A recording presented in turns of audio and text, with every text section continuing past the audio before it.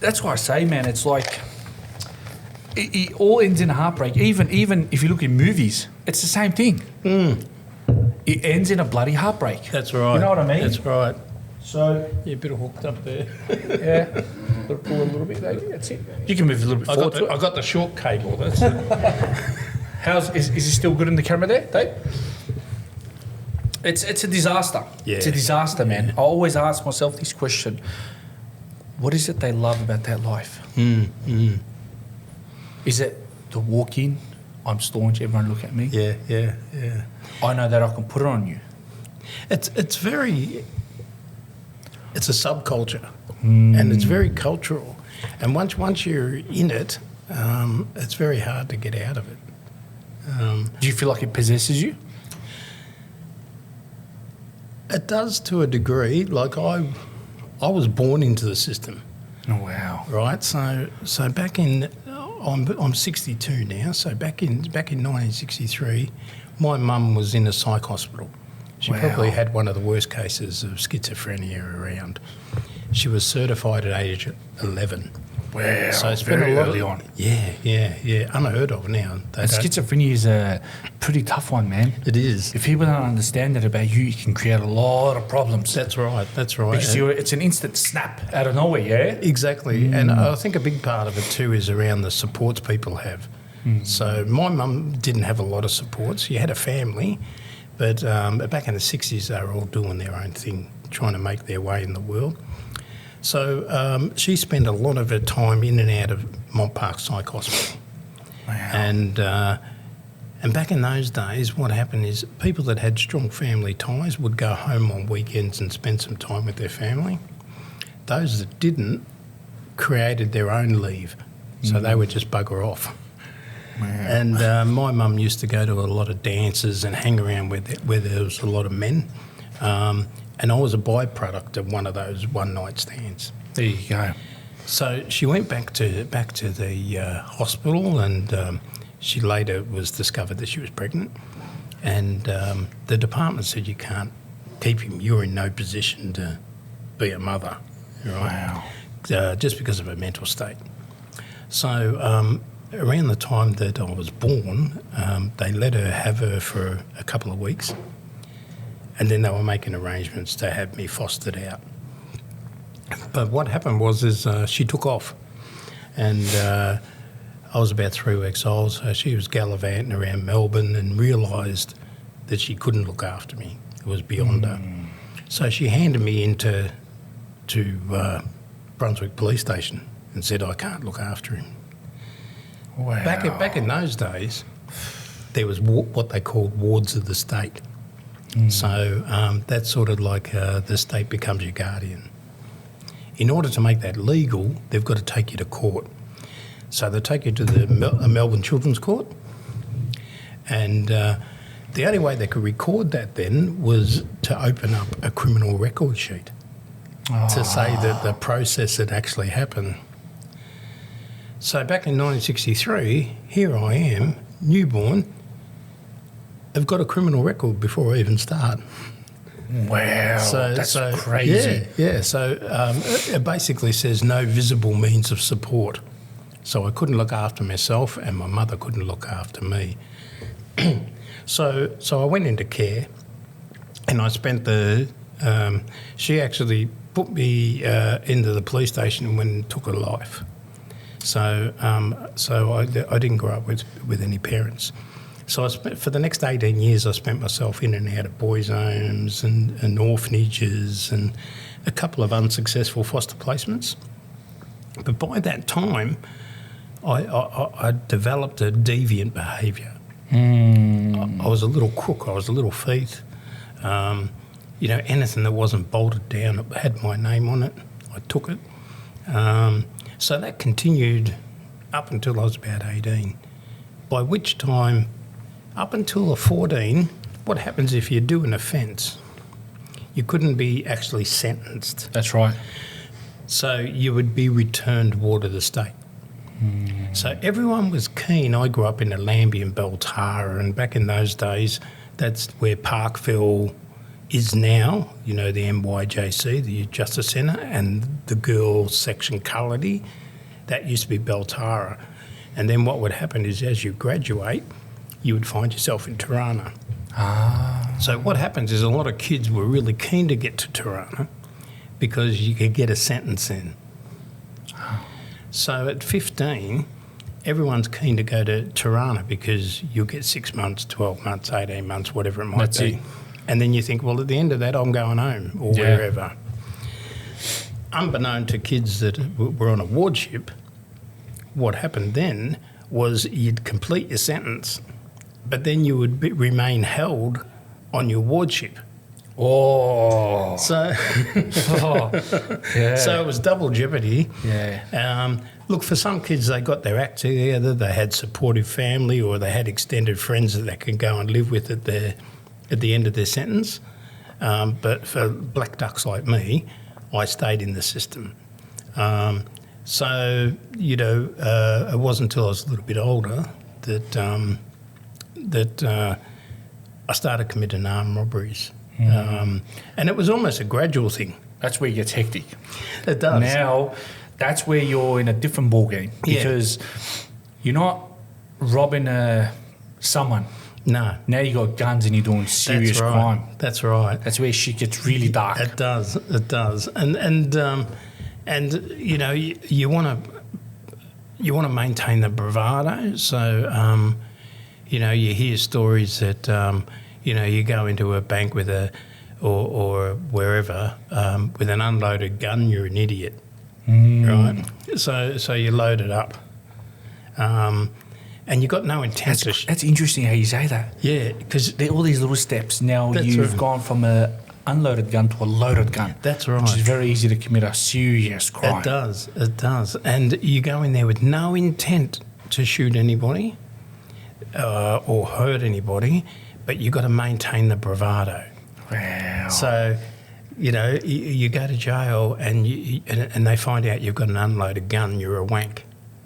Yeah. So most guys, even if they did have an unloaded gun, they'd say it was loaded to keep face. Yeah, 100%.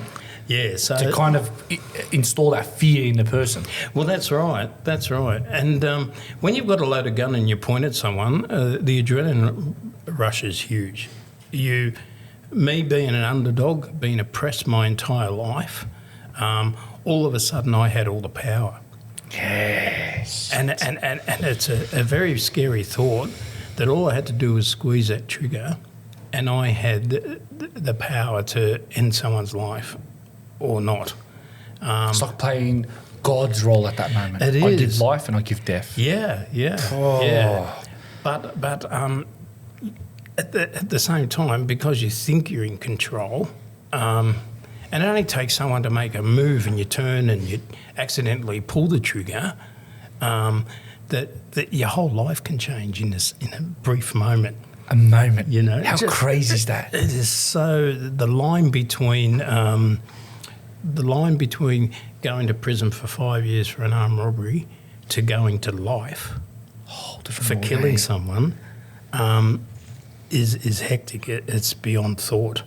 But at the time, as an immature 18, 19-year-old, you're not thinking about that stuff. Nah, it's all about the rush. That's it.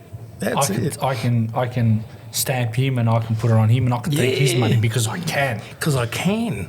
That's And there's no role models to kind of say, come back, you're doing wrong. That's right.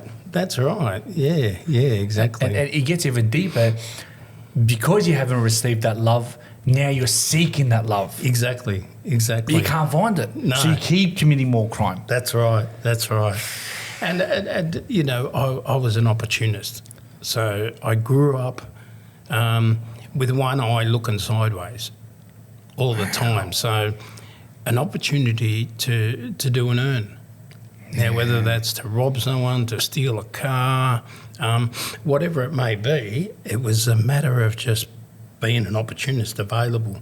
And a lot of these guys, especially the ones that knock off a car that has got a baby in the back, they didn't wake up in the morning and thought, gee, I'm going to go knock myself off a car that's got a baby in it. You're right. It happens to have a baby in there. That's right. So it's the opportunism that they're hyper vigilant and they see an opportunity to pinch a car. It's not until they get 100 yards down the road that they've got a crying baby in the back. Now, what the fuck do I do with a baby, man? The crime's gone from very small to now kidnapping. Kidnapping, literally. Kid. And, so I really feel for a lot of those guys. I mean, a lot of people say, oh, right whack, you know, but it wasn't their intent. It wasn't. It's not their intent. It's not. What's the feeling of when you're in that moment and you're doing an armed rob? What's going on through your mind in that moment? The emotions, what's the rush? The whole objective of robbing someone is money. And that's been my entire life has been, my motivation hasn't been greed. I mean, has been greed. I wasn't a junkie. I wasn't an alcoholic. Just wanted money. I wasn't in a shitload of debt. I just became, through my actual upbringing and being, very materialistic. I wanted the stuff that everyone else had. Yeah. You know, because you never had it when you were young. I want to wear Just Jeans and Levi's and, you know, Wrangler shirts. I don't want to be in 4 Stars, and which were a very cheap jean back then, and cheap T-shirts and shit like that. I wanted to look the part. So what goes in there is you are just almost outside your body, because the adrenaline's pumping that much that it almost blows your head off. So you run in with the intent to get the money, but you're hyper vigilant, where everyone in the room is at the centre of focus. And what you're looking for is movements. I mean, I always had the safety on. So it was really, really important that I didn't want to hurt anybody, and it was a last resort. I don't even know if I had it in me that if the coppers come that I would shoot them. I'm not that kind of person. I wanted to pretend I was violent, but I didn't want to ever have that tested. Crazy. Yeah. It's like masking that's who you right. really are. Exactly. So the relief when you get out and you've got the money, it's almost anticlimax. But at the same time, just this huge relief that I got the end goal. No one got hurt. And, you know, the bank can claim it on their insurance. So there was winners always all around, except for those poor buggers that were traumatised by me pointing. But you don't get that until you're more mature, until you grow up a little bit, have kids, value what it is to be traumatised. Now, I'd experienced trauma my entire life, but it was like a coat. You know what I mean? I just slipped it on. It was comfortable to me. And I had one of those unique situations where I was offending from about when I was 8. It's a very young age, man. It is. You know, I ran away from my foster parents and spent the night at Chadstone Shopping Centre. Got in the stairwell, jumped in a mannequin box with a heap of other mannequins, shut up for a couple of hours. I could hear the cleaners polishing the floor, waited till it was dead silent. And then... That's crazy, man. I owned Myers for a night. And I went around and dolled myself up and living in the best clothes and had the best toys and all the rest of it. So I'd lived it my entire life. So by the time I was, you know, probably my first magistrate appearance was on, I think, about 25 counts of car theft. That was my first magistrate appearance. By that time, my jury record was like a roll of toilet paper. You could just... And then just offence after offence. I ran away from both institutions. You probably couldn't pick it now, but, you know, I was probably 10-pound ringing wet till I was about 13. I was such a tiny little fella. Easy to get in now. I slid through bars. There was a place called Parkside in Beltara, which was a centre where that if you ran away, it was sort of secure. and it had a courtyard that I wasn't allowed in because the bars to the front door I could fit through. Wow. So I used to do shifty things like wait until there was a particular worker, new youth worker on, and say, "Excuse me, boss, I've got to put the rubbish out." So I grabbed the bag of rubbish, get out to the courtyard, and I was gone. You know what I mean? So you know, it came down to a lot of the staff's due diligence around, you know, reading up on their notes about me. And it was very clear that some hadn't. That's when I was able to get away. So I'd run away for 2 or 3 days, run amok, you know. And in those times that I used to run away at night, I was in my pyjamas, you know. And down in Parkville, between Parkville and Flinders Street Station is maybe 3 or 4 stations. By the time I got down to Flinders Street, here I am in Flinders Street Station in my pyjamas. Coppers are grabbing me within minutes, you know. Yeah, the aunts, yeah. Yeah. But so, you know, it was a colourful life, but it was one that, you know, everyone used to say, oh, poor Glenn, he's had a horrible life. I knew nothing. I didn't know anything different. You know what I mean? These are coming from people that have had 2 loving parents, a couple of siblings, grew up in middle class Melbourne, went to school every day, had birthday parties. I didn't experience any of that stuff, you know. Even institutional education was mandatory, but it then came down to me wanting to learn. That's right. I wasn't interested. I was looking for the next opportunity to run away. And unfortunately, you know, throughout my life, I dragged a lot of other people with me. So other kids had come in and we'd go off in gangs, you know. They've never committed an offence. They were made a ward of the state because of their parents' situation. They might have a drug addiction, or they might be just don't have the physical means to look after a kid. Kid's done nothing wrong, comes into the centre, and by, you know, within 6 months, he's running away with me committing crimes. Yeah, you know, all of a sudden. The kid's never done anything wrong in his life. Circle's very important. It is. You know, you the can, power of influence. Yeah. You can really drag down someone pretty damn quickly. Yeah. And it was all about my needs. So it was very...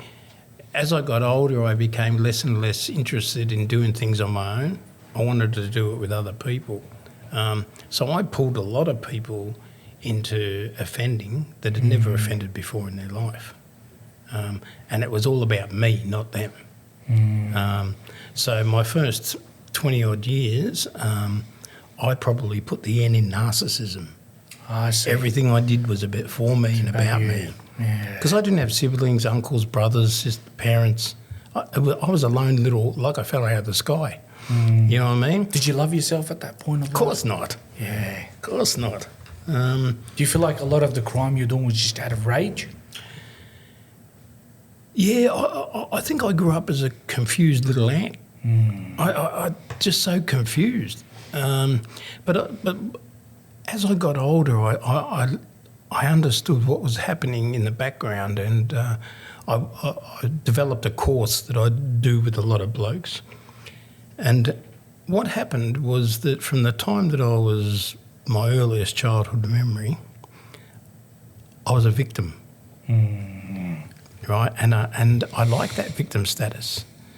And I had it reinforced by social workers and lawyers and solicitors and the like. They would get up in court and say, Your Honour, Glenn has had a horrible life. Yeah. Your Honour, Glenn grew up without parents. His mother suicided. She had, huge mental health issues. Glenn in and out of institutions and unsuccessful foster placements. Oh, Your Honour, he's had a horrible life. Played a role. Well, you get to a stage where you're almost introducing yourself. It becomes your identity. Hi, Fred. My name's Glenn and I've had a horrible life. Yeah. You start believing it. So it wasn't until I was a young man that I came to the place where I had to make a decision. I could either be a victim for the rest of my life, which would see everything I did was someone else's fault, or I could become a victor. Acknowledge.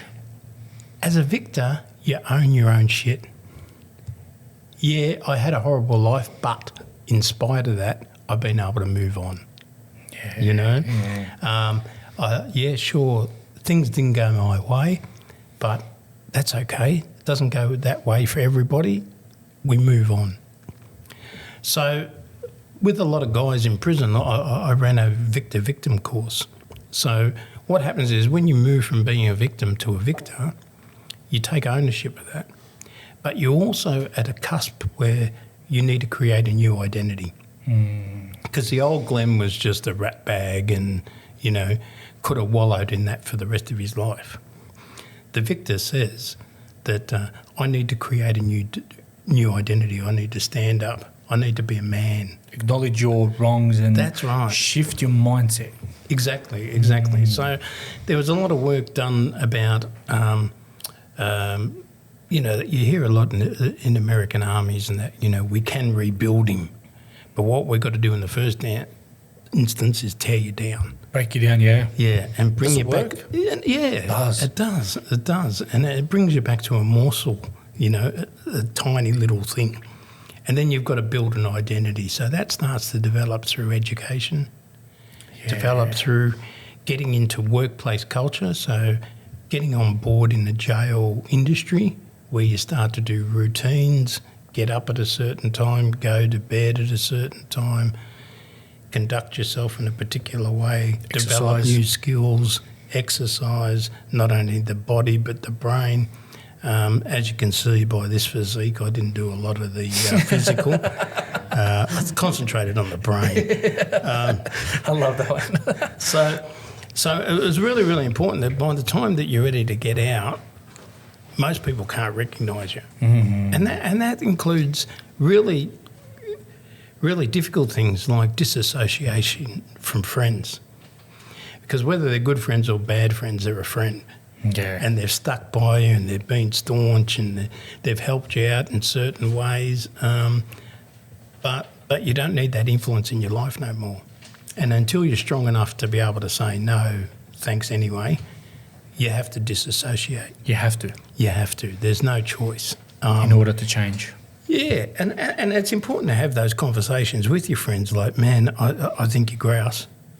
You've been a top bloke, but for now, I just need to disconnect from everybody and get my shit together and start to just establish yourself. So whatever that might be for you, like it might be a church, it might be a religion, it might be a special interest group, it might be a football club. Now, there's elements in all those places that can draw you back pretty easy, but it's about getting a group of people around you that are good people. That are genuinely interested in you, not what you've got. So it's a long journey, and you know, my heart is for young people. I've got a real soft spot, mainly because I was young once myself. And you see it from an outside view, and you're like, that's right. You're like, oh man, you guys are going down the wrong hole that I went through. Yeah. And it hits you differently. It does. And the interesting thing about it is, look, it was very popular in the 80s, which was mentoring. We talked a lot about mentoring, and a lot of people got funded to run mentoring programs, but they did it all the wrong way.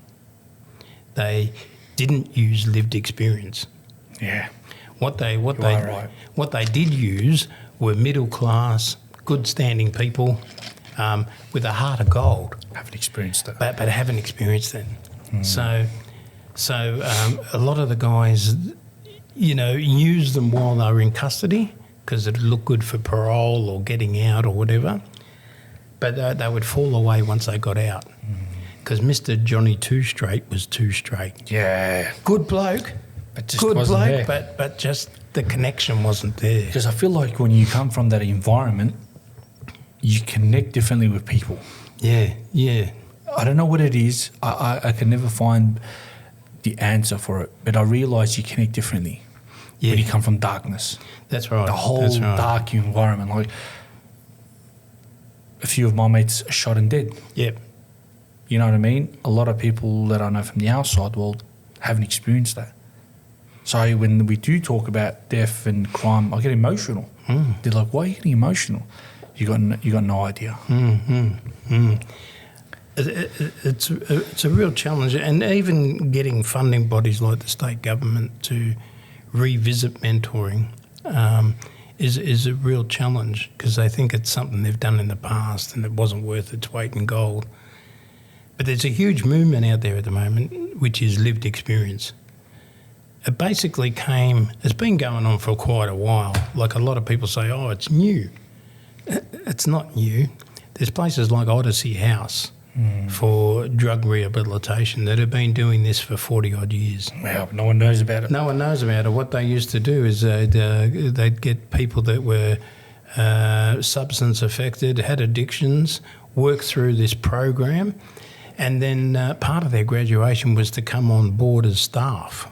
And then they're talking out of their lived experience. They knew when they were being conned.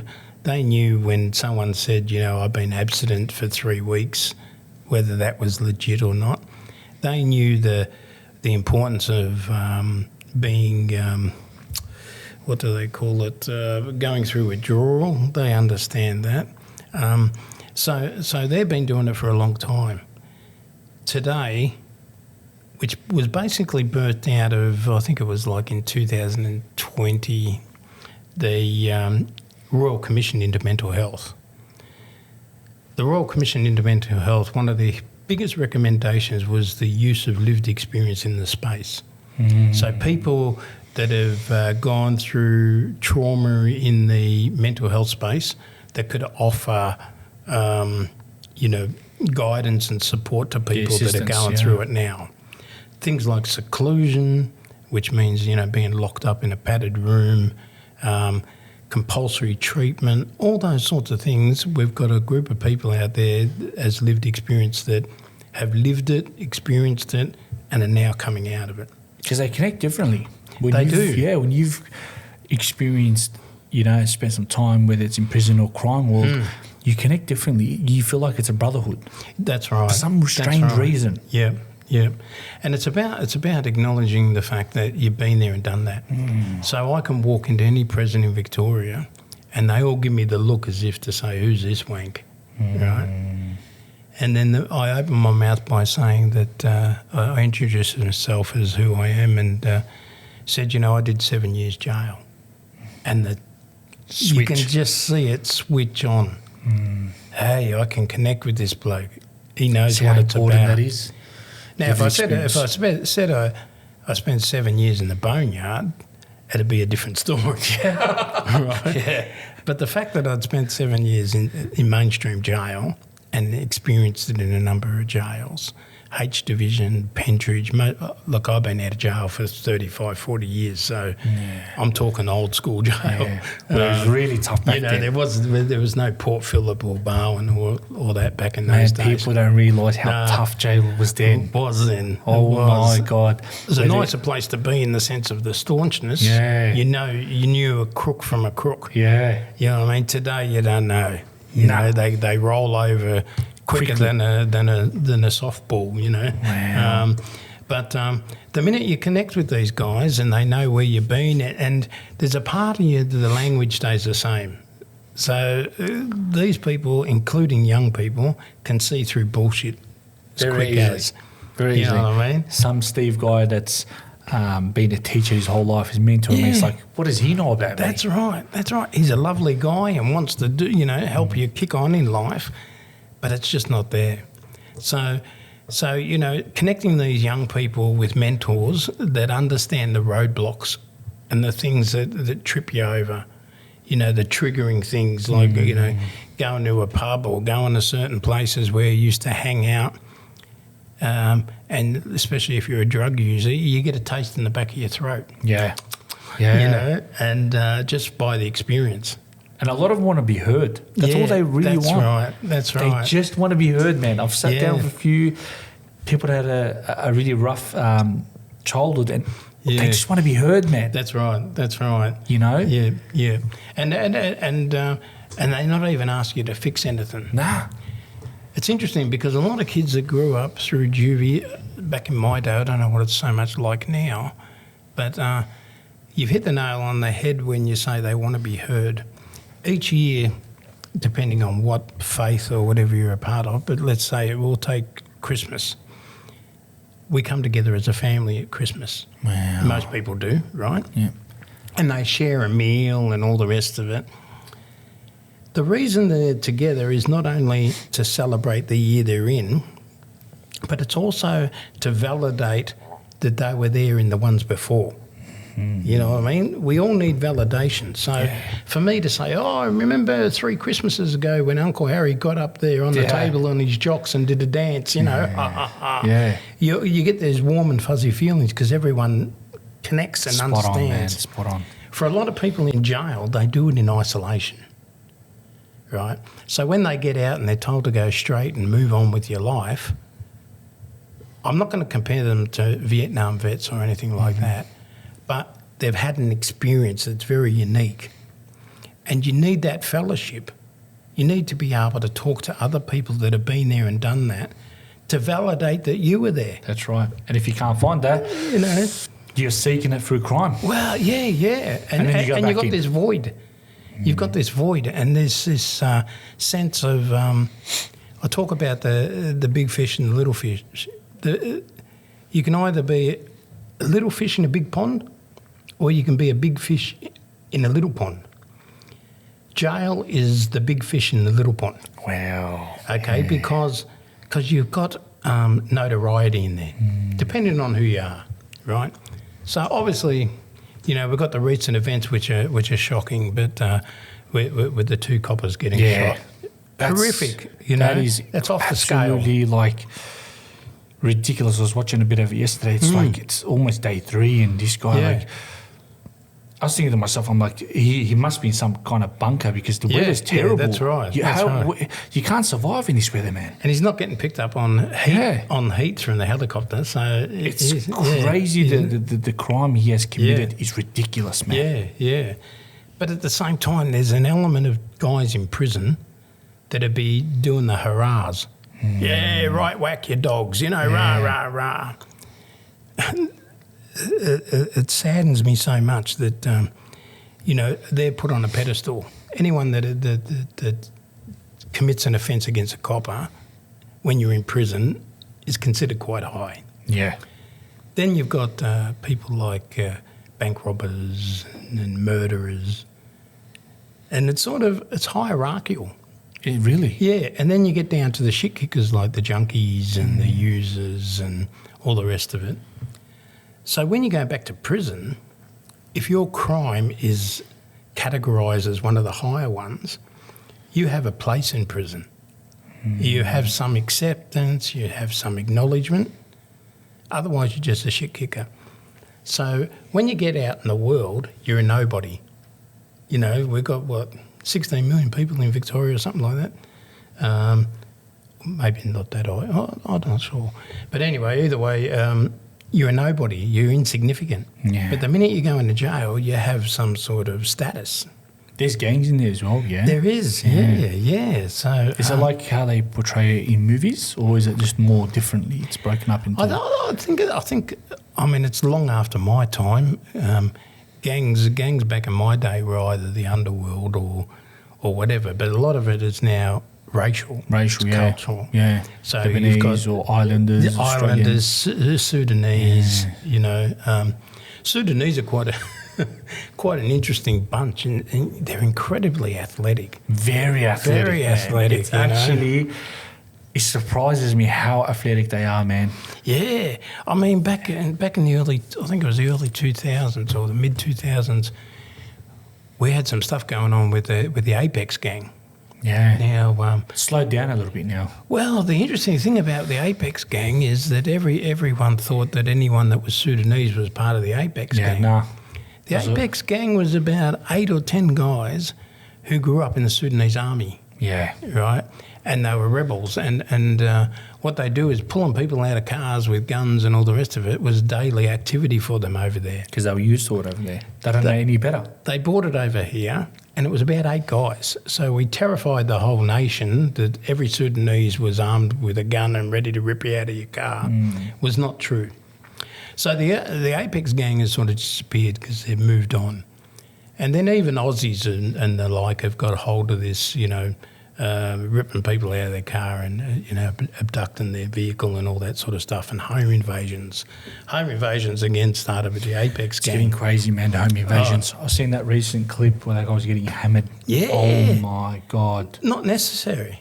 You see, these a lot of the crimes back then, there was a bit of morals and a code of conduct. That's right. There isn't much of that now. No. These little youngsters, they got no rules, man. No. And they've got no leadership because they're all equal. Yeah. And it's really, really sad. And we're going to become like the States because we adopt a lot of American policy around how we do jail and how we deal with crime. It's the way we do it. Or what are we doing? We're building more jails at a phenomenal rate. These new bail laws are going to see a lot more young people, and reoffending is going through the roof. But look, I always come back to mentoring with lived experience simply because there was a bloke called Dr. Zeus. I don't know if you know him. No. Can you search that up, Davey, for me? Dr. Zeus? Dr. Zeus was you don't know Dr. Zeus? Ah. You never heard Dr. Zeus? No. No, well, he... The kids and children's books, right? Yeah, he wrote in the 60s and that The Hat and the Cat and Green Spaghetti, Yeah, so... Yes. So Okay. anyway, through all these books, I don't even know which one of them, but he's very profound. And he said to this, and I use it as a catchphrase, I wish I could claim it as my own, but he said, to the world you're one person, but to one person you may be the world. Oh, that gave me goosebumps, man. To the world you're one person, but to one person you may be the world. And that's the power of mentoring. So powerful. It is. And if you can establish a relationship, they will follow you to the moon and back. Yeah, You know what I mean? Growing up myself, I didn't really understand mentoring. I didn't even know it existed. Yep.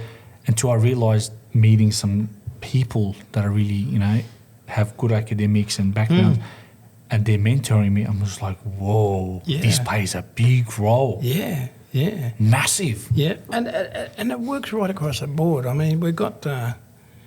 and I think we need to adopt a bit more New Zealand stuff with our young people, and they have a thing called restorative justice. Yes. And what restorative justice over there means is that Freddie offends against Betty, broke into a fish and chip shop and smashed it up and all the rest of it.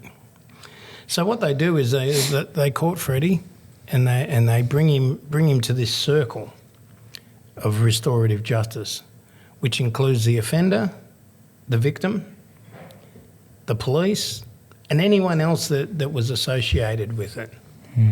And they all get around in a circle and talk about the experience. Because for a lot of offenders, I go out and knock off your car. I don't know you from dust. Yeah. No. And there's every chance that I will never meet you at all. So I never get to experience what impact my behaviour had on your life. Yeah. There's no human connection, and we need more human connection. We do. So I need to be in a room with you where you feel safe, I feel safe, and you feel comfortable enough to share what my actions caused on your life. Very important. Very, very important. Couldn't go to work next day for the next couple of days till they found the car. Weren't able to get your kids to school because that's the routine we'd set up in our house. Had to look for alternative arrangements. The dog was in the back of the ute and we still haven't found it. So putting human connection to that offence is really important. Going back to what I said, being heard. That's right. That is all it is. Otherwise, it's just a bit of metal with four wheels that I knocked off you. It's just a possession. What's your problem? So if we get to the place where we can actually share that experience, and then for me also to talk about, it's been used that much lately that it's sort of lost its value, but saying to people, I suffer mental illness, I come from a poor background, sort of amplifying my victim status. I love how you word that. Like that, you know, you create this identity. Yeah. And then you can never move forward from it, man. You can't. So there's so many court cases going on at the moment where people are using their victim status as their defence. And they're getting away with it. And they are. And so, you know, it's really important that we move on to being a victor. And sometimes in that circle, in that opportunity to share each other's experience, I have the story about the fish and chip shop is quite true. It's a real one that happened on the north coast of New South Wales. After the young person shared his story, the woman actually employed him. Whoa. So if part of your issue is that you didn't have a job and you were just running with a group of people being a mugler, I'll give you an opportunity to come and work with me. Change your life around. So that's restoration. That's restoring something that was broken. And it heals. It heals the wounds, man. It does. It does. And it's a very insightful process that how other people live. You know, that little fella was Aboriginal. And so her view was this little black fella, because she had cameras, little black fella had broken in my place, no regard for me at all, blah, blah, blah. So when they got to share their experience, there was some shift in people's values and beliefs. This is the reason why. Yeah, and it's not an excuse. Let's build upon it, you know. So I see, that, you know, they sort of do it a little bit now, but in Victoria, but they need to bring all the players into the room. And also, you know, it's an opportunity for even the copper to say, you know, well, at that time I had to come and investigate you. And at the same time there was an accident on the highway where a young girl had died, you know. I'd rather be there than dealing with this shit. Yeah, it's connecting everyone all together. That's right. And it's pretty wild, man. Yeah. How was the journey when you were knowing you were about to get locked up? How was that feeling, the moment? It was a bit of an oxymoron because I'd spent most of my life in custody anyway, but it wasn't jail. Yeah. But because I was only 18, 17, well, nearly 18, the interesting thing was that I knew how the system works. So being as young as I was going to go in the boys' yard. And the boys' yard back then were full of kids from Tirana. So I knew everyone. Yeah. But it's not until... So I was fearful of the process, but not fearful of the people. However, when I got there, the other yards... So Pentridge D Division was... I don't know if you've ever been out there, but the yards are sort of segmented like half an orange. Okay. So it's sort of half circle and it's got all these separate yards. On the far left was protection and boys' yard, and the rest of it was sort of remand, trial yard, sentence yard. So it was broken up into all these categories. So when you start looking out the window, out the gate, and you start seeing older blokes that are covered in tattoos and like got them shit on their face, and you're thinking, gee, these blokes would eat me for breakfast. It's a different ballgame now. Yeah. You sort of pull your head a bit, and because what happens is when you get to prison, depending on who you are, if you've got any sort of swagger about you, what happens is in the morning when they call the muster bell, you get What's a muster bell? It's a bell to say muster up, which means they're going to release and you have to tow a line. Okay. So when they call for muster, and they do a count to make sure everyone's accounted for. So what you do is when that bell goes, you grab these invisible basketballs and you put one under one arm and the other on the other arm, and you walk like this. Yeah. Right? Put on the act. Yeah, it's the whole peacock syndrome. Yeah. The bigger I look, the less... the more intimidating I am, and the less that people will fuck with me. How true is that, though? It is. It's to this day. Still works. Still, you go into gyms. Yeah. They're whacking the imaginary basketball under each arm. Who's this guy? Yeah. But it's all an act. It is. Because what happens at 3:00 in the afternoon when you go back to your cell, you pull both the basketballs out and you go, oh, fuck, I survived another day. Yeah. You know what I mean? Or until there's someone that's really staunch comes up to That's you right. and you got a Yeah. shank. Yeah, that's Now right. you're not That's putting right. balls there anymore. Yeah. And it's about finding alliances. So if you go to court and you get sentenced to 5 years or whatever, there's some of these guys I want to spend the rest of my sentence with to feel safe. Right. So you're building alliances, you're building relationships, and you've got to make sure you don't cross the line because you're out on your own then, And that's a problem. and that's dangerous. I was actually watching a movie yesterday called Shot Call. Have you watched it? No. It's he as soon as he gets sentenced and he goes to prison, he has a fight with a guy there, and then the skinheads try to bring him into his crew, and then he's like, "You're gonna have to do stuff for us because for this protection comes a price," and it shows you. And then he goes, "Or you can go back to being a lone wolf and see how that works." And I'm just like, "Whoa, you can't be a lone wolf in there. No. You'll go down pretty quickly." Yeah, exactly. So, and there's a lot of crap that comes into prison that started in the community. So a lot of gang wars, a lot of, the northern suburbs of Melbourne are pretty hot. In the sense of those going to jail over the tobacco shit and a whole range of shootings and drive-bys and stuff. People don't really They get understand. sorted out in there. Yeah, people don't really understand this. I come from a Middle Eastern background. People don't really realise this, but a lot of these guys that commit these crimes, I'm not trying to say what they say is right, but their families come from war zones. That's right. And I've had multiple guests on where we've spoken about trauma and family trauma. It gets passed on, man. It does. So if the father knows nothing but war, he implements that into his son because he's bashing his son, he's being violent to his son, he's being aggressive. The kid knows nothing other than violence. That's right. And then he starts to offend. And it's a cycle. Yeah. You know what I mean? Like when they're grabbing these guns and they're shooting people, this is the idea they have, man. Yeah. And it's the same with, I did a fair bit of work with Sudanese communities. No different. Yeah. They come from war-torn countries where aggression is the key to everything. It resolves everything. So they get to Australia, their relationships with their partners aren't that crash hot. So a lot of violence in the home that falls out into the streets.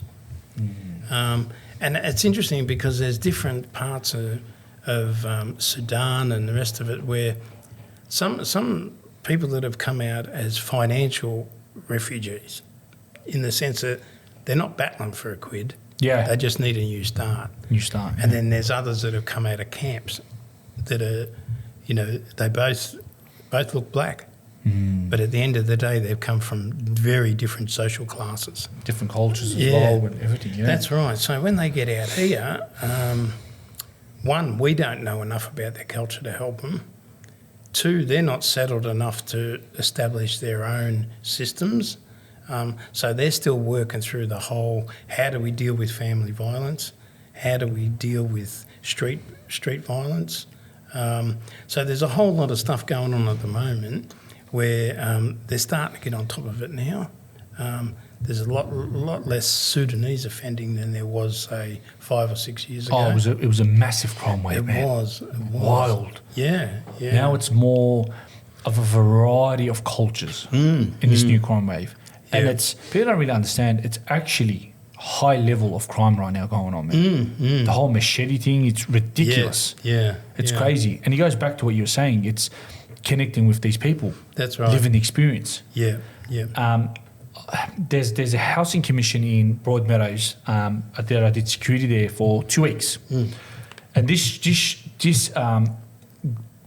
proves that what you said is 100% correct, that living experience plays a massive role. And coming from that world can play a big difference. I did 2 weeks of security there, and they placed me there for 2 weeks because there was a guy coming in being very aggressive to the staff. Mental health issues, and he was Lebanese. And they didn't know how to deal with him. I knew how to deal with him, and it shocked them because they're thinking that he's this security guard that's going to get into an alteration. And he sat down and I started speaking to him in Arabic. I'm like, you need to calm down, bro. It's all good. He started talking to me and I'm translating to them. All of a sudden it becomes civil. It was a civil conversation and he's giving me hugs and he's shaking my hand. He's like, thank you so much, bro. They're not understanding me. And they're like, how? I'm just like, we just connected differently. Solved the issue just like that. That's right. That's right. So they've got to, if government would take the time to listen, that I talk a lot about it on LinkedIn around we have the perfect opportunity to do things differently. We've got Malmesbury Youth Centre sitting empty. Wow. We're about to have Port Phillip Prison sitting empty because all them are being transferred to the new Western Plains at Geelong there. You can use that for rehab. Yeah. I mean, exactly. The interesting thing about, we talk about a lot of do-gooders and I'm sort of sitting a bit on the fence, but I'm only interested in people moving forward in their life, right? They've come up in a particular way that's seen them struggle and battle and just a lack of opportunity. Because it's all good and well to say, we're going to release you next Tuesday.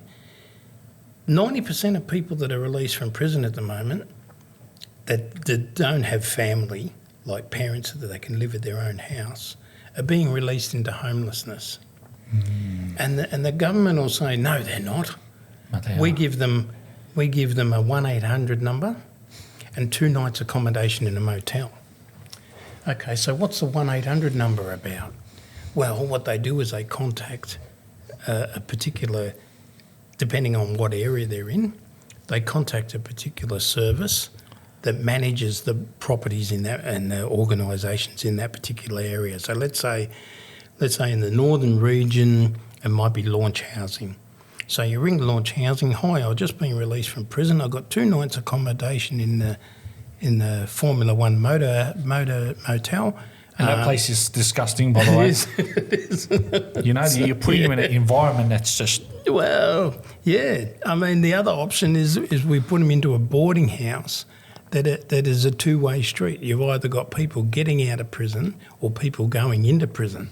So the drug use, the chances of them getting on, you sit in a room full of guys that are using, you're the new kid on the block. Very high chance you're going to pop. You want to have a taste, mate? Yeah. You want to have a taste?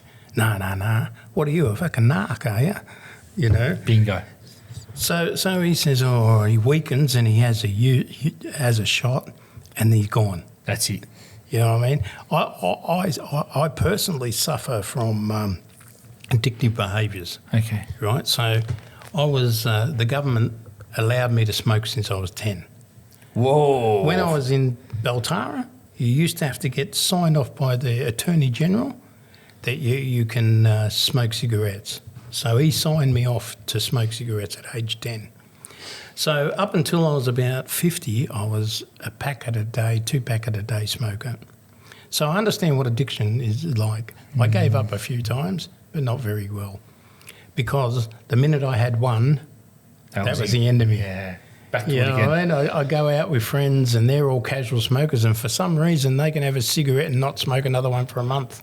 Yeah. Where I have that addicted. Yeah, and I don't know if you're been a smoker or whatever, but the worst thing about smoking is the first cigarette you have after not smoking for a while, turn green and you want to spew. Yeah. But something in you says, I'm going to push through this. I'm going to push through. So you have that durry, and then once that nicotine gets into your system, you're gone. That's it. So I understand what addictive behaviours are like. So there's no way in the world that these guys can just have one shot and, wake up in the morning and the shot they're having is pretty wild. It is. Ice or heroin. Oh, one of the biggest exports out of prison at the moment is naltrexone. What is that? Naltrexone is one of those drugs where you have a shot. If you OD'd, you have a shot and it brings you back. Wow. Okay.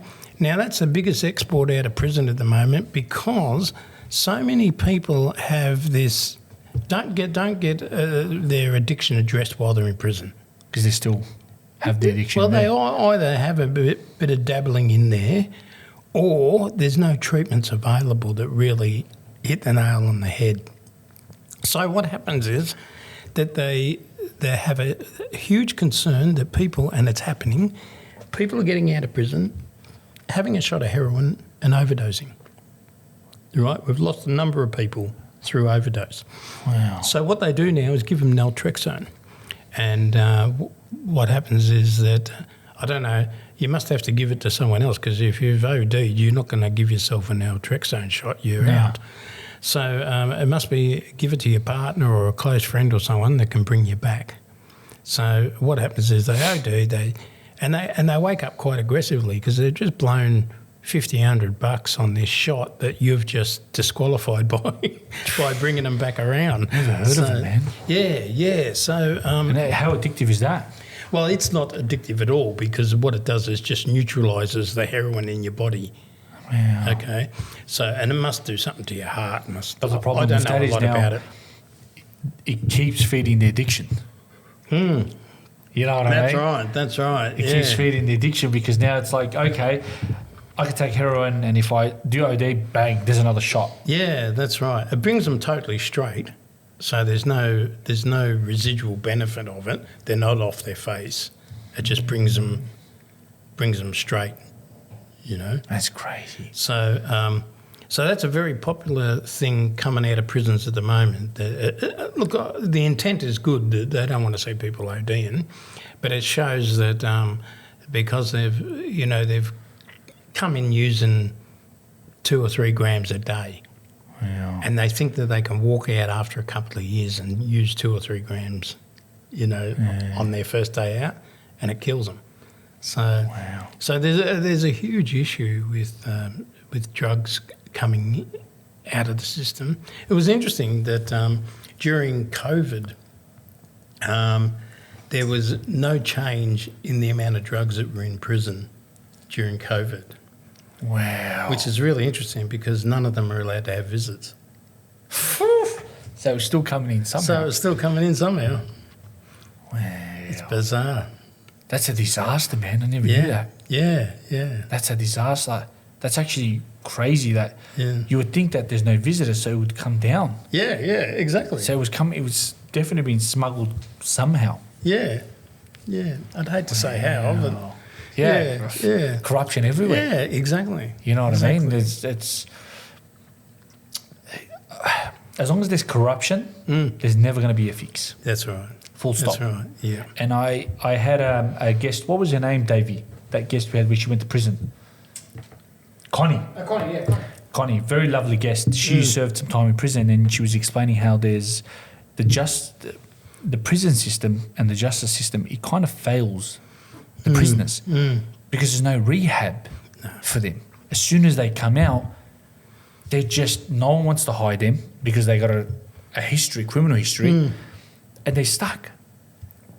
The rehab needs to start while they're in prison. Yeah. That's right.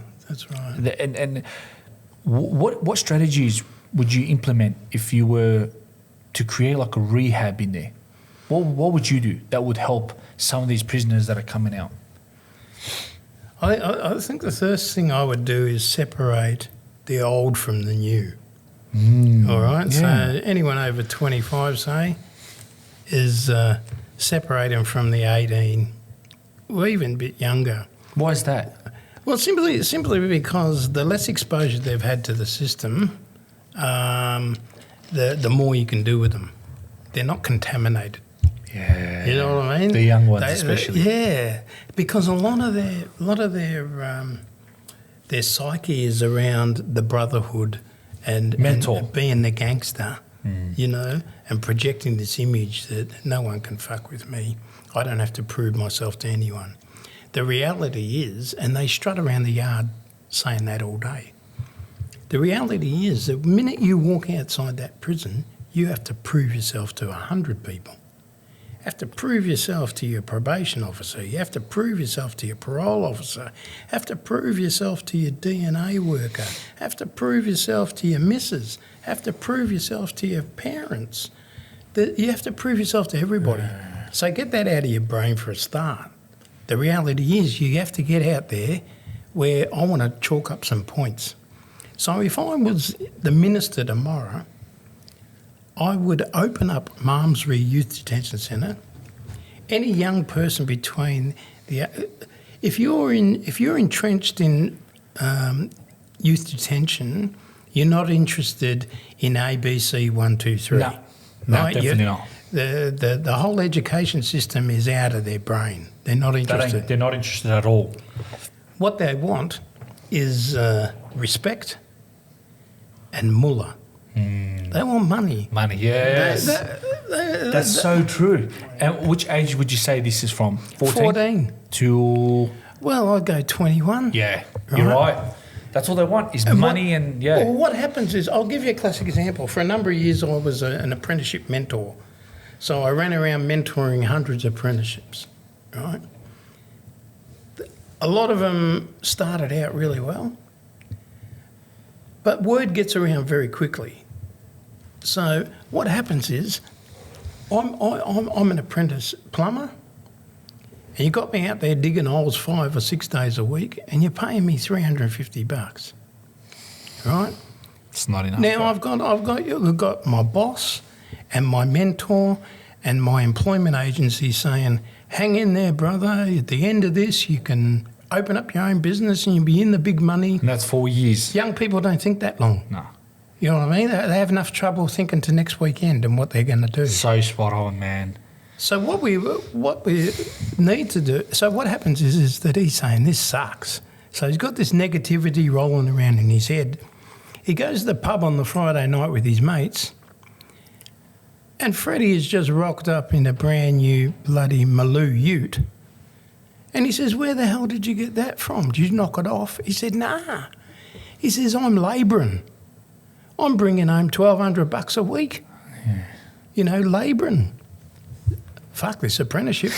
Get me a job. Yeah. I'm coming with you. And that's why we've got this huge dropout when we're challenging young people to work for a couple of $100 for the next 4 years, or I can go out. Now, the long-sightedness of the labouring could be a 3 or 6 month job, and then it's all over and he's back on the dole. Yeah. But for the here and now, it's good money. Fast money. That's right. And then you get placed in an adulthood environment. Exactly. You're having the Friday smokers. Yeah. You know, drinks. That's and right. that all eats the stuff. Oh, and if I join the union, I'm a legal crook. You know, all that sort of stuff. Wow. So like I said, if I was the minister tomorrow, I would reopen Malmesbury Youth Detention Centre, and I would run apprenticeships out of it. So if you're doing, you know, a 3-year lagging or a 4-year lagging, let's make that the most productive time. Yeah. You're not going to go to school, so what are you doing? You're just laying down a couple of rap songs with your mates, you know, motherfucker, I want to knock the cops, you know. Or you can do something really productive. So we can get these guys skilled up, trained up to be fully qualified before they get out. Yeah. So when they do come out. In a trade. And they're making money. And that's right. Yeah. That's right. Would they be getting paid while they're in this rehab? Sure. Yeah. I reckon they should get paid, but it also comes with responsibility, so they have to pay their way. Yeah. You know what I mean? So pay accommodation, pay travel, all those sorts of things that you would do because we're creatures of habit. So we need to be instilled in sort of processes. So if I've got to get up at 5:30 every morning, get the boss to pick me up out the front, I've got to chip in a bit for fuel, go to the job, whatever, make that a routine. Because what our young people don't have at the moment is routine. That's right. Zero routine.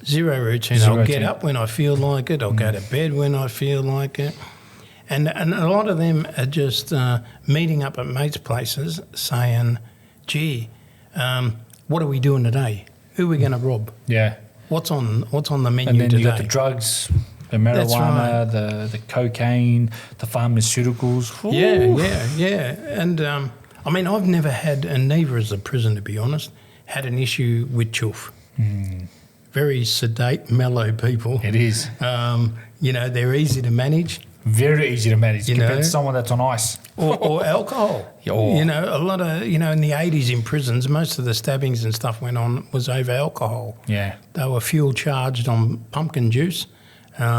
these were Vegemite and sugar and inside the guts of a pumpkin hidden out in the veggie patch. Yeah. You know what I mean? I say that the devil's time is 9 p.m. and onwards. If you realise the majority of crime happens at that time. Yeah. Especially around the club scene. Yeah. Everyone's drunk. That's right. Everyone's partied. Now they're getting kicked out of there. What happens then? Yeah. It's always alcohol and fighting and the stabbings. It's always around that time. Exactly. It's always around the clubbing time. Yeah, yeah. Although in recent times, it's spilled into daylight. If you've seen some of the robberies, the abductions, it's happening in daylight. Like 4 o'clock in the afternoon, a woman got ripped out of her car. So they're brazen to the point where they don't give a shit. Yeah. I truly, truly believe that we have the power, the government has the power to really minimise crime with these youth. They really do. Yeah. They do. Implementing what you were kind of suggesting. What about for the people that are outside? So let's dig into some of the flat areas that are in flats and them toxic environments or housing. What strategy would you create for them to kind of minimise the crime? I think you need lived experience in schools. Go around and checking up on them, creating like a brotherhood. Like, it's almost like putting youth workers in schools. I mean, the interesting thing about those that are in counselling positions in most schools have an underpinning philosophy, and it's the school's philosophy, which is all about academic excellence.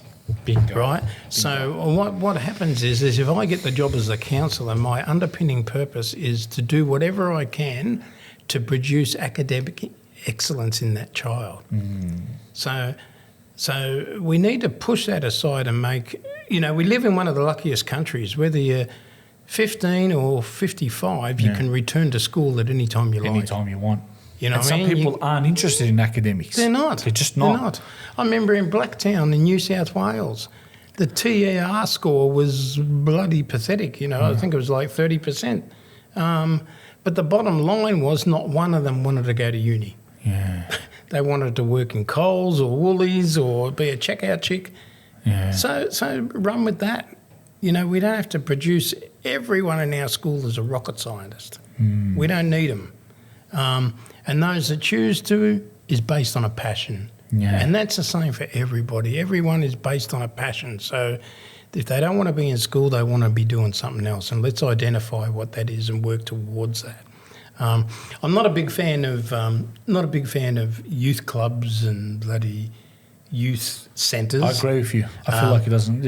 I've seen it. There's a few in my area. Yeah, they're a breeding ground for criminality. Exactly. You just summed it up perfectly. It doesn't. They go there to actually make more problems. That's right. It creates like a gang environment. I tell you what, my first, and Bernie Geary, who was the CEO of Jesuit Social Services and then later become the first Child Safety Commissioner in Victoria, he was an early worker at the Brosy Centre.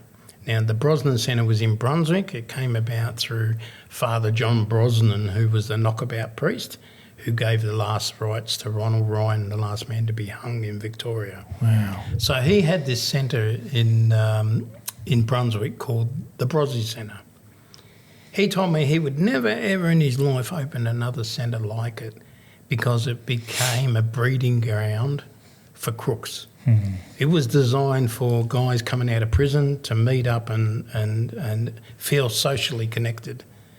But he said what they were doing were going out the back room planning the next robbery. Yeah. You know what I mean? And we're talking about in those days bank robbers who were sitting around in a room working out how they're going to knock over the next bank. So he found it very counterproductive. So I'm not a big favour of youth centres because I think it's just an incubator for trouble. Oh, yeah, I agree with you. I don't think I can disagree there at all. Yeah. I see it. They always go after school and you see him smoking, doing drugs, and they're talking about crimes, and I bashed him, and no one really cares. Yeah. No one really cares, man. There's no one really looking at them and kind of observing what they're doing. Yeah. You know because what I it's interesting because there was this fella many years ago called Adam, right? He was in this lovely little picturesque garden, right? And apparently he was the only person that had the attention of God, right? So he was in this garden, fruit everywhere, and he was in the presence of God. And we got people from a whole range of different religions living just to die to go and be with that God or a God, right? But he looked down and said that this guy can't live on his own. He needs a mate. So he produced Eve, all right? And ever since that day, we're not very good at doing things on our own. Without a woman. That's it. And in particular, a woman, yeah. Wow. So it's very clear that we're not autonomous people. We like to be part of something. And we've got hundreds of people in prisons, in boys' homes, in girls' institutions that want to feel connected. And a big part of my job over the last 20-odd years has been connecting the disconnected, but healthily. So what you're going to do, if you're a raging alcoholic and I say, mate, you don't need to go to the pub, what are you going to offer me in return is your answer. So I've got to take you out of somewhere where you fellowship and socialise to a new place. That you can feel comfortable. And that might be AA. Yeah. Because they identify with what you're going through and you're not alone. You can't do it on your own. So the reality in life is that we're not isolated people. We like to be a part of something. So what we've got to do is develop, take all the bad stuff. So if you narrow down some of the offenders we've got and ask them what's going on, they want to be connected. They want to be a part of something. They want to be involved. They want to have a purpose. So that's all good stuff. But, it's a bit like the Batman thing. If only he had used his talents for good. Yeah. It's the same with these young people. Let's flip it where those same talents are used for good, So we need to create environments where they're productive and they're doing things well, and they've got a purpose, because that's all they're chasing is a purpose. And, that's right. And feel like I'm connected to something. And being heard. And being heard. Yeah. That's the bottom line. Yeah. And the interesting thing with a lot of young people, including my wife actually, because I came home a couple of months ago, I was buggered after a day's work, and I walked through the front door. I said, "Hey, Dale." She said, "Hi." She said, "The front porch light's out." You're like, "What are you for fucking real?" So I drop my bag, I go out the garage, I grab another bulb, grab the ladder, trudge out the front with an attitude and a half, put up the ladder, change the light bulb, flip the switch and it comes on. So I go inside and I say to her, "Fucking fix the light bulb, are you happy now?" She said, "Glenn, what are you on about?" I said, "I come through the door and you want me to fix the..." Excuse me, did you hear what I said? I said the light bulb's out. Did you hear me say go fix the light bulb? Yeah, big difference. So sometimes when we listen to people, we need to listen. Really listen. Listen to what they're saying. So she didn't want me to fix that light bulb. She just let me know it was out. And then I took it upon myself to take it somewhere else. So it's the same with our young people. Sometimes they don't want you to do nothing. They just want you to hear. Yeah. They want to have justification. Like a copper might have arrested him and taken him to court and he's, gone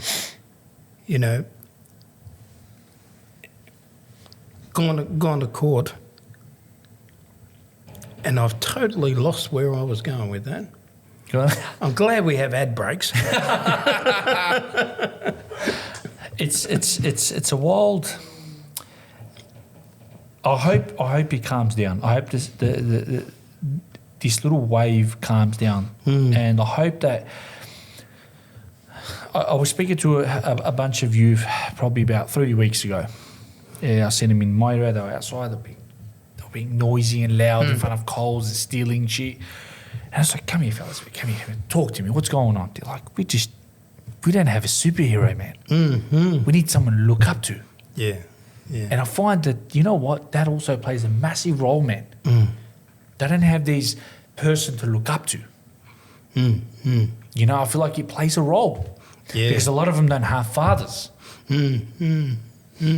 Exactly. You know what I mean? We want that father figure in our life. That's right. And it's, I don't know if you've come across a bloke or even interviewed him called Shane Hood.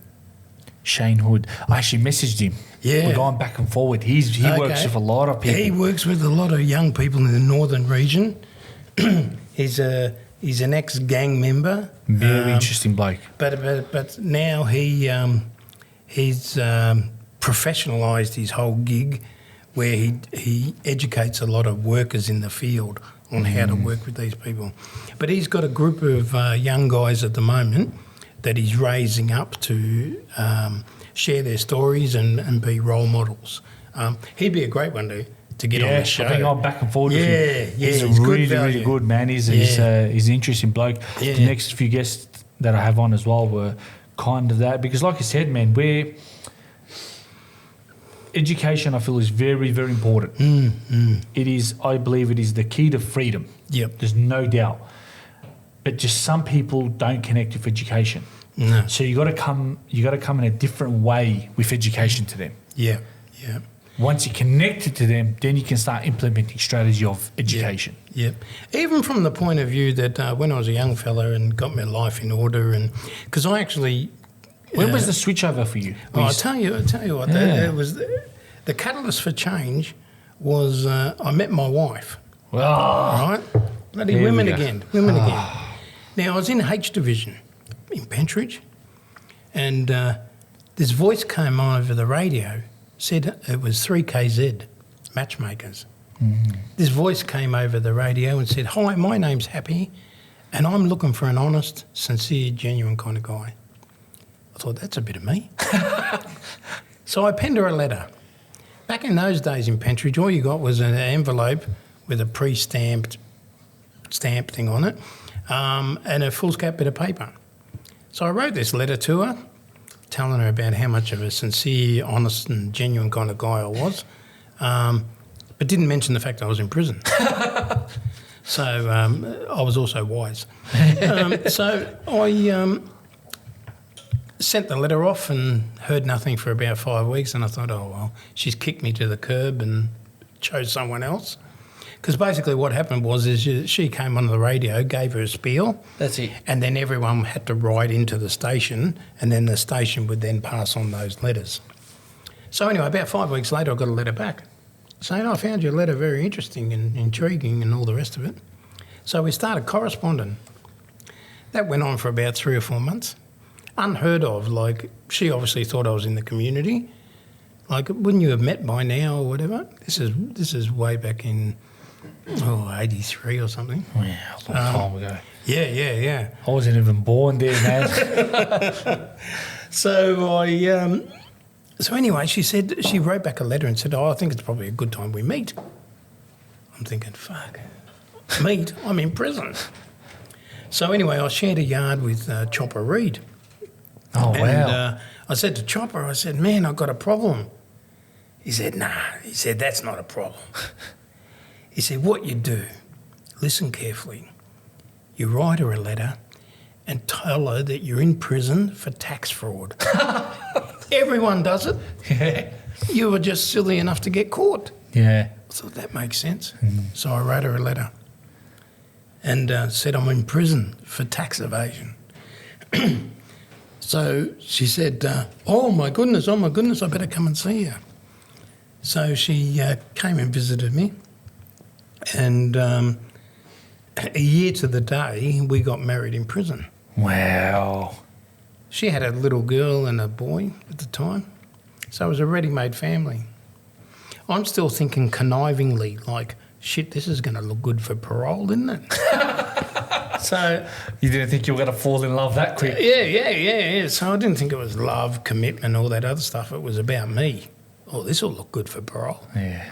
So anyway, they did give me parole. But at the same time, she moved to the north coast of New South Wales, a place called Grafton. Unbeknown to me, it's got its own prison. Mm-hmm. So anyway, I get released, and then I had to apply for an interstate transfer of my parole, which they were happy to do. It was sort of like at least we get rid of the bastard. So they can become another state's problem. Yeah. So anyway, what happened is that I landed in Grafton in New South Wales, and I got a job, and it was the first time I had a real job. It was at a trust company. Mate, I've never worked a day in my life. So I get in there and I'm feeding this wood and making these frames, trusses for roofs, and I get home and there's this black tarry shit all over my hand that wouldn't come off. Hard work now. Oh. Anyway, someone said, we've ordered, no, it's just some transport. I thought, you pearler, they bought me a car. So anyway, they come around that night and I'm really excited. I'm at the front door. The fucking push bike. Push bike. I've been driving cars since I was 11. And now you're trying to push me into a push bike. So anyway, I'm going the new way. I'm going the straight way. So thank you very much for the push bike. So anyway, I'm going to and from work, about 5K ride. Third day, I think I was into it. Going across what they call the Grafton Bridge, which separates the north and the south of Grafton by the Clarence River. Get it halfway across and I've got a flat tyre. You're freaking kidding. Everything in me wanted to pick up this bike and throw it over the bridge. But anyway, I persevered. So, about 3 months into the job, the local TAFE college started a Cert 3 in youth work. Bingo. I thought, fuck this, I'm becoming a professional student. Yeah. So I pulled the pin, got onto Study or whatever it was, and told the missus that I'm becoming a student. So I breezed through Cert 3 because it was my life. I'd lived it all, so didn't have to be too smart. Then next year they did a Cert 4, breezed through that. Next year they did a diploma. I thought, I'm just going to become a professional student. I can live on this money and I'll just go to uni and all the rest of it. That's all I'll do for the rest of my life. Didn't seem too hard, but I got to uni and they do things like referencing and all this sort of clever shit around just writing a story. And I referenced it with my own name. I said, it's my story. They said, no, it's got to be out of like a textbook or... So I said, nah, stuff this, is all too hard. So I got a job coordinating a youth service up there, which was a housing service. And that set me on the path of being a straight ed. Wow. But with all the kids I work with, there was, everyone used to say, there's something special about you. It was the fact that I'd lived the life I lived and you're following me living the same one that I've got some insight about. Yeah. That's crazy. Yeah. Interesting. The people you meet along the way. Look, I really, I've had some tragic stuff happen along the way. I've had kids suicide and stuff like that. How tough is that? It's shocking. It's shocking. It's just a waste of life.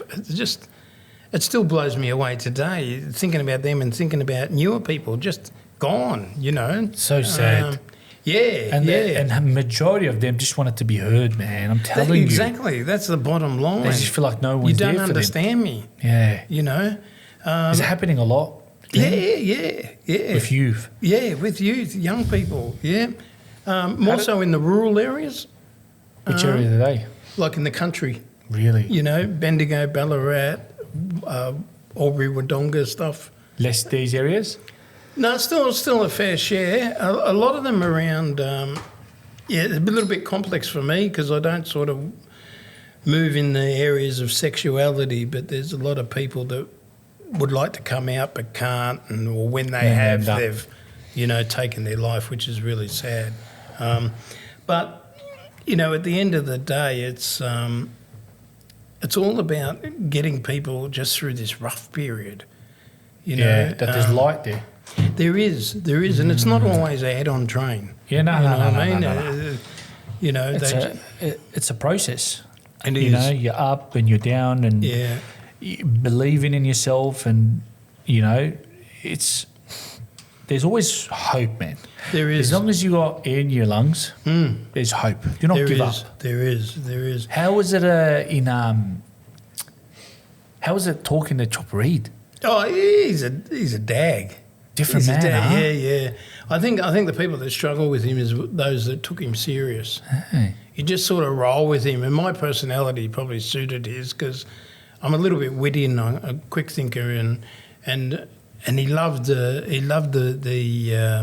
shock value. You know, so if you act shocked, really? Yeah, he loved it. He loved it. He was an interesting man, that bloke. Yeah. I don't know how much of it's bullshit and bravado, but he carried it off well. Yeah. Carried on very well. He knew when to talk and when to say certain things. Yeah, and I don't know how many people he knocked, you know. Yeah. It's probably not important, but, you know, it's he had an interesting life, a lot of tragedy and trauma in there that he sort of just brushed off as being life, you know. Do you feel like a lot of people in prison have some serious trauma background? Yeah. They all do, yeah? They do. And it's how they deal with that, you know. You know, it's interesting. Like I still get a lot of help now from time to time. I've got friends that died in the Jika fires. Kid that I grew up with, you know, Ricky Morris. I grew up with him in boys' homes and all the rest of it, and that's been quite tragic because I get to visit a lot of prisons, and I get to see people that I grew up with still there that haven't jumped off. You know, do you feel like this is a very important question to me? Actually, do you feel like some people just want to be there? Some people love that life, or do you feel like no? I feel like they know no other life. You know, so it's not like I sometimes feel like I've had a belief where some people just like the crime. You don't think so? I think it gets beyond liking it and it becomes survival. Oh, that's a good way. So I'll give you a classic example. 20 years ago, Ararat Prison was a mainstream prison, right? Ararat is now a sex offender, violent offender jail, right? But back in the 1980s, it was a mainstream prison, and it was like a bit like, and people are going to scoff at me, but it was a bit like a series of motel rooms, right? It was shaped in if you can imagine a square box where the centre of it is sort of like the communal area, right, on a few acres. The front of the building was administration, and then the three other sides were accommodation and dining and all the rest of it. And they had a small gym in the middle. Now, back in those days, you could put in a request to family to have things brought in. Those things could be colour television, a heater or a lamp, doona, bedding, whole range of different stuff. Some of the high-end gangsters that were there, you would think they were living in the Hilton. They had little bar fridges and everything in their cell. The downside to that, so you're looking at families that are pretty resourceful, right? So a lot of the Middle Eastern European families were pretty well off. The Greeks, the Italians, the Yugoslavs, the Lebanese had good family support networks. So, you know, they ring up and their sister or someone would bring them gear in and all the rest of it. But usually the battling Aussie, the little fella, he's just a public nuisance, in and out of jail all the time. What he used to do was that he'd do his first lagging at Ararat pretty hard, right, because he didn't have a lot of resources. He was one of those sort of, what do you call those, you know, those birds that scavenger, Which ones? Like a crow or whatever, you know, that goes and collects bits of string and bottle tops and puts it in their nest. What are the names of them? Is it blackbird? Is it blackbird? Yeah, blackbird. Yeah, raven. Raven or crows. Yeah. Well, they were like ravens, you know. When someone was leaving, they'd go and scavenger for their bits and pieces, you know, their electric jug or whatever. Wow. So really do battle. But what would happen is that they were destined to come back. They were going to do jail, like for a while. Mm. So what they would do is when they got out, they would do break-and-enters into houses. What's that? What's breaking-enters? You know, burglary. Ah, yes. And you know what they were getting? Colour television, doona, electric jug, hot heater, and hiding it somewhere Wow. for the next time they go back to jail, Take it with them. and they'd call it in. Oh, my God. They'd ring their friend Freddie, can you go around to this house and get all this stuff and bring it up for me? So they were setting up their cell. Wow. So these guys were institutionalised. That's all they were going to do is just jail. So, Wow. so I don't know so much about the thieving or whatever, but They were scavenging for stuff. that's right. They're survivalists. They were Wow. just surviving. So we've got a lot of guys now. You can't have any of that stuff in prisons now. But it was like I was talking about earlier, that hierarchical stuff in prison. A lot of people go back to prison because they've got their place. Yeah. They've got their place in prison. Their they mates, can't their make it in brotherhood. society. Yeah. Yeah. Why? And you've been looked after, your food, That's you right. don't have to worry about it. Yeah. Is there really like people in the hierarchy that control the prisons? Of course. Gangsters, huh? Yeah, yeah. And a lot of it is the bikey scene. Mm. So there's a lot of, I mean, they talk about protection now. Back in my day, protection was for someone that was a dog, Yeah. gave up on everyone, or they were an ex-screw that got caught bringing in drugs, or a copper that, you know, had broken the law and been sent to prison. That's where protection was back in my day. Today, some of the most heaviest and dangerous bikers are in protection. Yeah. Not so much, not so much because they're a dog or anything like that, but they're either got other rival bike gangs after them, or vice versa. You They're know? chasing someone as well. Yeah, yeah. So a lot of it is run by still organised crime. What's the difference between normal jail and protection? Protection means that you're out of the mainstream of the prison. Okay. And Isolated. and protection is a segregated, highly observed unit. And now we've got entire prisons. So we've got like Ararat, Langi Kalkal. So usually predominantly sex offenders. They need to be protected from other people. Because they get bullied pretty hard. Yeah, yeah. And then you've got people that just are vulnerable. Yeah. You know, a young fella that would probably get bent over in 5 minutes. Yeah. So they put him on protection for his own safety. Wow. You know. I feel like when it comes to the sexual stuff that men have committed, me personally, I don't care about others. I got zero tolerance for that. Yeah.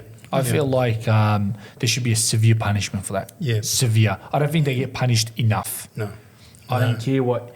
I feel like the justice system, when it comes to that specific subject, is an absolute joke. Yeah. I don't care if anyone disagrees or agrees with me.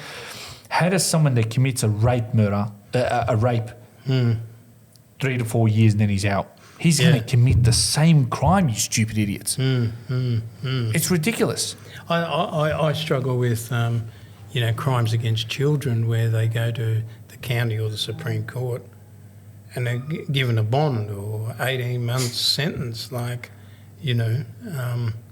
It's really, really bizarre. It's crazy. And you get someone that gets caught for marijuana or stealing something, he's 10 years. Yeah, exactly. I mean, there's an old saying in jail. It's a little bit crude, but I'll say it anyway. But the understanding of the sentencing system is that it all revolves around money. So the bottom line is basically there's a saying in prison that says you can root them, shoot them, but you can't rob them. Wow. So if you take their money, you're going to cop it. So if you're a white-collar crook, there's a chance you'll get 10 years because it's money. You fraud or whatever. If you're a bank robber, you'll get a big whack. But if you're a kiddie fiddler, you'll get stuff all. The only ones that I've seen really cop any big sentences has been the Christian brothers. A lot of those ministers in religion, but we're talking about not a one-off. They've done multiple offences against children. That's crazy. Yeah. So, it's an interesting world. But I personally, it's interesting because in my profession, I've got to be impartial. Yeah. But personally, I really struggle working with them. But they're probably one of the most dangerous groups of people because they're so ostracised. They end up being isolated in the community, and they become dangerous. Wow. Because no one wants a bar of them. Do you reckon they're the most dangerous? Yeah. Really? Yeah, for sure. Because they can only be monitored for as long as their parole or whatever goes, unless they're a huge, high-profile person. There's a special court proceeding they can go through to be monitored more. But for the majority of them, they're on the sex offender register for only a certain amount of time. And then because football clubs, working with Children Check, a whole range of different people don't want a bar of them, they live in isolation. And when they're isolated, they're dangerous. Really dangerous. Yeah, because you can't monitor them. Yeah. You don't know what where they're they are. Yeah. They're very tricky people, man. Yeah. Very tricky. It's the art of manipulation. It is. I like how you break that down to when they get isolated, you can't monitor them. No, you can't. They're even if, for example, they were involved with a particular club, but so many clubs are open to children now, so they can't be involved. You know where they are. And you know what drives me crazy, man? It's like some of these people among us and you don't even know. Yeah. That childcare thing. Yep. 1,200 kids. What? Yeah. And I'm going. And then he had a mate that was also committing the same crime. That's right. Yeah. Like that's crazy. But we treat a lot of this stuff like traffic signs, right?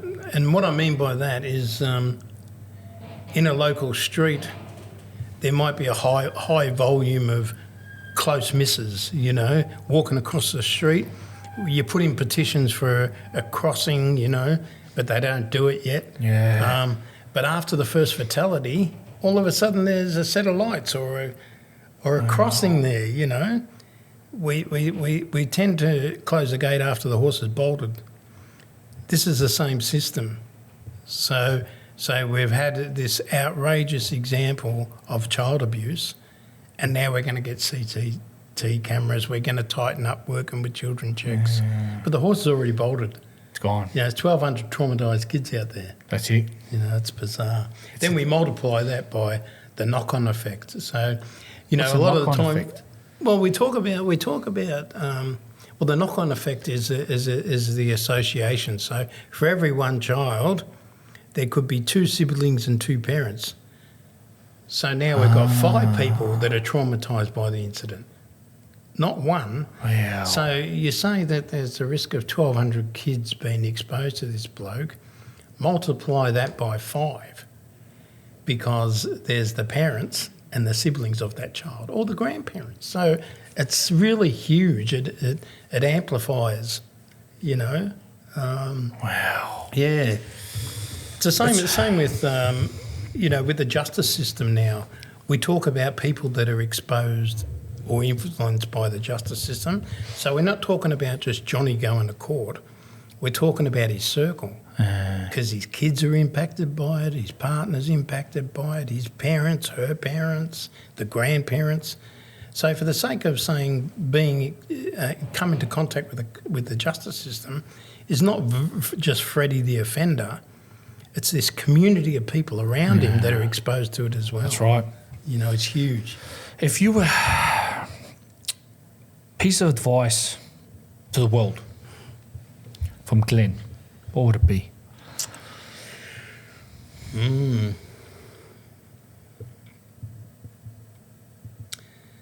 I liked what you said earlier, and it's one of those philosophy things that I've held in all my working life, and that is hope. And I think we need to use family and friends and professionals to hold the hope for people until they're ready to hold it themselves. Yeah. So what we do is, and what happens is that becomes a belief, from Love hope that. to Love that. belief. Love that. And we need to do more of it. We need to instill it in our children, in our family, that things aren't too good today, but we hope for tomorrow. Yeah. And we're hoping for a better day. And we talk about the impact that we have on people's lives. I go into prisons all the time, and I carry hope with me, because I've got a heap of guys that are doing jail at the moment that think, God, if that boob-head can get back into a prison and help people, there's hope for me. Wow. You know, because the amount of guys, I mean, they've got a bit of work to do, but there's a lot of guys in prison that would love to be youth workers.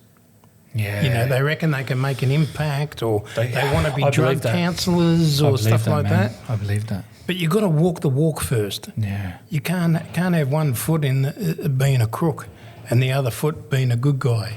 You've got to make your choice. So if you're choosing to be a victor instead of a victim, then pursue that. And I think, you know, we live in an industry now, in a society now, where the lived experience sector is growing day by day. Wow. So you're an old boobhead and you want to make a difference, go and get educated. That's what you need to do, because your lived experience isn't enough. You might know what you did and when you did it, But you need that education. but you need the education to have some sort of foundational understanding of why you did what you did, or what you were going through when you went through it. Agree with you, because I got this whole philosophy that education is so important from two people. One of them was one of my first early guests. He's a lawyer himself. Right. Another one is a person that I really admire was Malcolm X. Look at his story. When he went to prison, he educated himself and he created a movement Yeah, yeah. just by educating himself. Goes back to what you said. When you know how to create environments and you know how to communicate, make people loved, they'll do whatever for you. That's right. They'll die for you. Yeah, yeah. When I ran the mentoring program, I used to work for White Lion. White Lion started by Glenn Manton, former Carlton footballer. He used to ride past there from Princes Park, and he said, what difference could I make there? So he started a mentoring program, and you know, the work that he did was unbelievable in the sense that he educated a group of young people that tomorrow can be a different day. Yeah. And the key is to get some of those basic principles down, and that is that have stability in your own life. So you can't can't serve two masters. No. Right. So the key is to get your house in order, and it's out of the overflow of having your own life in order that you can, for want of a better word, minister to other people. Okay, so because what happens is that for so many people, they get out, they've got lots of enthusiasm, they get involved, go to schools and talk, and then 3 months later they hear that they're using again and they're knocking over grandmas and all the rest of it. So it sort of disqualifies you a bit, a lot actually. So getting your own life in order, and then go out and work with people, you know. There's so many influences you can have, and again, I'm always reminded by Dr. Zeus that talks about, you know, to the world you're one person, but to one person you could be the world, and it's the power of our tongue. Yeah. The things I say, the things I do, because until they're about 22, the young people are sponges. They just sit and observe and watch what you do. And they're the quickest to pull you down if you're a hypocrite. Yeah. If you don't live up to what you say, they're the first to let you know it. 100%.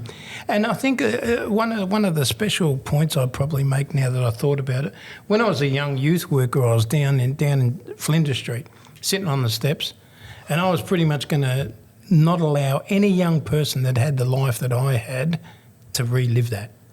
So Powerful. I was going to go and save the world, which is a bit idealistic but very unrealistic. But I sat next to this one kid and I'm pumping all this wisdom into him. And he says, "Who the fuck are you?" He says, "You don't know me. You've got to earn the right to speak into my life." Wow. And it was fucking like a little Yoda. It was Just bang. He's 15-year-old and he's talking pearls of wisdom to me. You've got to earn the right to speak into my life. And that's been my philosophical way of working and resonates with me every day, is that you've got to earn the right to speak into someone's life. And you do that by connecting. And you do that by connecting. Because if you were wearing a pair of glasses, never met you before, Who are you? like, fucking those glasses don't look good on you, mate. They're fucking shit. You'd take offence to that. Oh, yeah. But if I've built a relationship and a rapport with you and say, "Hey, Ahmad, what the hell are they? Like, purple ain't your colour, brother." Yeah. You receive it better. A friendship. So the same with young people or anybody that we come into contact with, it's relational. You've got to earn the right to speak into someone else's life. And if we can do that, we can change the world. Glenn, absolute honour having you on today. Pleasure, It was mate. a pleasure. It was... I didn't want that to end, man. That was absolutely incredible. You're a beautiful man with... what you do is amazing and beautiful, and you're pretty much dedicating your life to people. That's and it, to the yeah. youth. Because they're the offspring, man. They're the seeds. They're the Yeah. seeds. You know, it's been an absolute pleasure to be here with you, man. It's Thank you, an mate. honour. It Thank really you, is. thank I you. appreciate it. Always welcome to come back. If you get a bigger panel, I'm happy to Man, shoot you the got no breeze. idea. You got Yeah. no idea. But I Good. appreciate it. If Thanks, there's do you have a website? No, I don't. I'm working, having it worked on at the moment. Okay, beautiful. Once hopefully one but day. you can find me on LinkedIn. Yeah, LinkedIn. Yeah. You know, you got Glenn. What Yep. was your profile again? Glenn Broome, Yep. Broome. I'll put in the link as well. But you're the man. Thank you so much, Thanks, sir. brother. Thank you. If you want to grab a thumbnail of him, Beautiful. and then we'll grab some pictures